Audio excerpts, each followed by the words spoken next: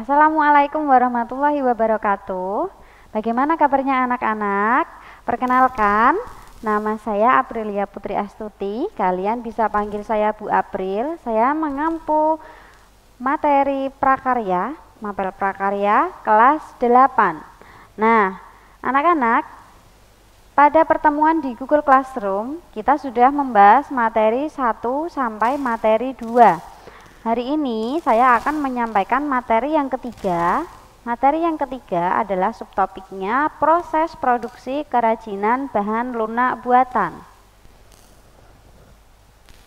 Kalian bisa menyimak pada PowerPoint berikut. Materi proses produksi kerajinan bahan lunak buatan bisa kalian pelajari di buku modul yang sudah saya upload maupun di PowerPoint yang saya upload, atau kalian bisa melihat di channel YouTube Spensago Channel. Nah, sebelum kita mempelajari materi kerajinan bahan lunak, alangkah baiknya anak-anak jika kalian di rumah melakukan pencegahan terhadap virus corona yang sekarang sedang menjadi pandemi di negara kita. Yang pertama dengan menggunakan masker, cuci tangan, mengkonsumsi makanan yang bergizi seimbang, beristirahat yang cukup dan olahraga, serta bila kalian mengalami gejala batuk, pilek, dan sesak napas, segera konsultasikan ke dokter. Nah, materi yang pertama adalah kerajinan lilin. Pada kerajinan lilin ini kalian memiliki cara untuk membuatnya. Yang pertama, bahannya yang harus kalian sediakan adalah satu, ini adalah lilin lebah. Yang kedua, lilin batang. Dan yang ketiga, ini adalah parafin. Keempat, ini adalah plastisin dan silikon katalisnya untuk mempercepat proses pembuatannya. Dan yang kelima, ini adalah tali untuk sumbunya. Yang ketujuh, ini adalah pewarna. Kalian bisa menggunakan pewarna-pewarna yang mudah didapatkan atau dibeli di warung-warung terdekat.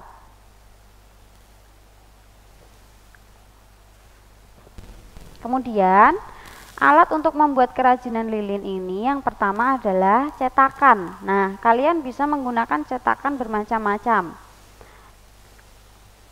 Kemudian yang kedua adalah panci, ini untuk memanaskan dan kompornya. Dan yang keempat ini adalah sendok untuk mengaduk-aduk sehingga mudah tercampur. Kemudian yang ketiga, produk kerajinan dari lilin ini adalah contohnya. Nah, tentunya sangat menarik jika dibuat seperti ini. Ini adalah dicetak sesuai bentuk tanaman kaktus. Nah, yang keempat adalah proses pembuatan kerajinan lilin. Prosesnya yang pertama, ini sangat mudah dibuat anak-anak. Yang pertama, kalian dapat menyalakan kompornya terlebih dahulu dan memasukkan lilin, kemudian dicairkan. Setelah itu baru dimasukkan talinya untuk sumbunya ini, agar sumbu itu tadi kaku.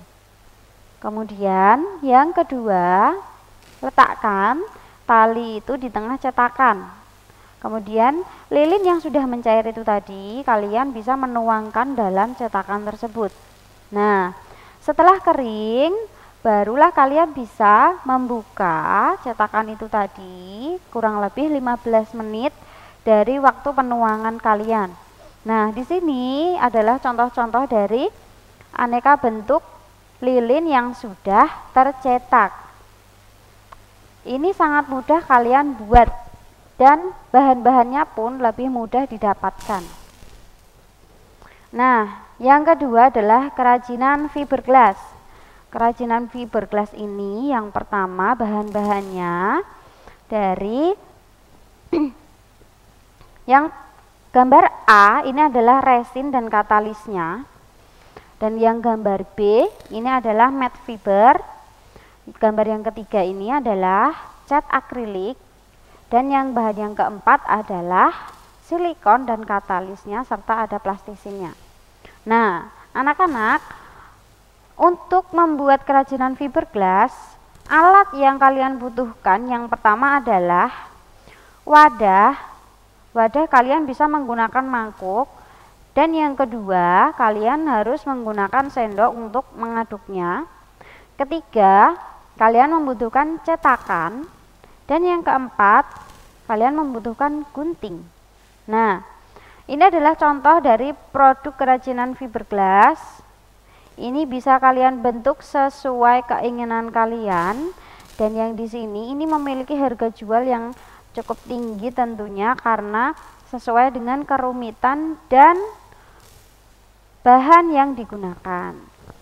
Nah, selain itu kalian juga bisa membuat gantungan kunci. Saya rasa kalian pernah memiliki gantungan-gantungan kunci yang berbahan dari fiberglass seperti ini. Kemudian yang keempat adalah prosesnya dari kerajinan fiberglass. Yang pertama, langkah yang kalian lakukan adalah mencampurkan resin dan katalisnya. Dicampurkan dengan perbandingan 20:1. Jika kalian memiliki resin 20 sendok, maka katalisnya adalah 1 sendok. Begitu penjelasan dari perbandingan 20:1. Dan yang kedua, cairan resin katalis tersebut siap dimasukkan ke dalam cetakan silikon. Nah, seperti ini cetakannya. Kemudian tunggu hingga kering. Lalu fiberglass dilepas dari cetakan silikon. Nah, jangan lupa ketika kalian mencampurkan ini harus diaduk sampai merata menggunakan sendok yang ada di alat-alat yang digunakan tadi. Kemudian yang ketiga, kerajinan gips. Pernah tidak kalian melihat kerajinan dari bahan gips? Caranya untuk membuat kerajinan gips, bahan yang kalian butuhkan yang pertama adalah bubuk gips, yang kedua plastisin, dan yang ketiga adalah cat. Alat yang kalian gunakan bisa berupa gelas, kemudian sendok, dan yang ketiga adalah cetakan plastisin. Nah, ini adalah contoh-contoh dari produk kerajinan gips. Ini berupa patung. Ini kalian bisa menggunakan sebagai hiasan dinding. Nah, caranya hampir sama seperti pada kerajinan fiberglass. Pada kerajinan gips, cara yang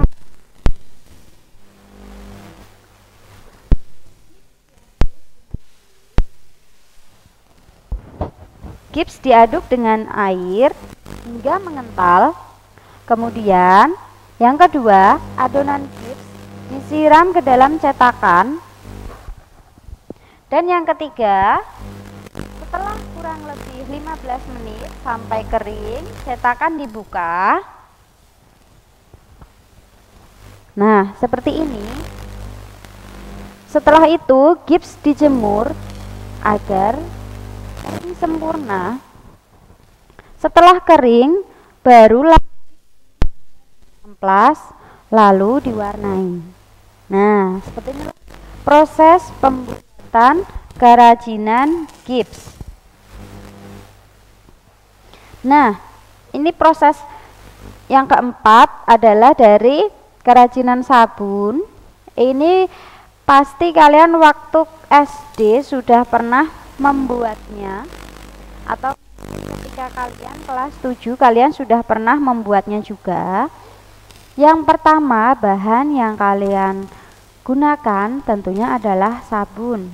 Nah, sabun di sini adalah menggunakan sabun yang sabun batang atau sabun cair. Nah, untuk alat-alat yang kalian gunakan, yang pertama adalah ini ada cukil, jarum, pensil, dan spidol. Yang kedua, cetakan silikon. Kemudian ini adalah produk-produk kerajinan sabun, contohnya. Nah, ini kalian bisa buat macam-macam modelnya dan bentuknya.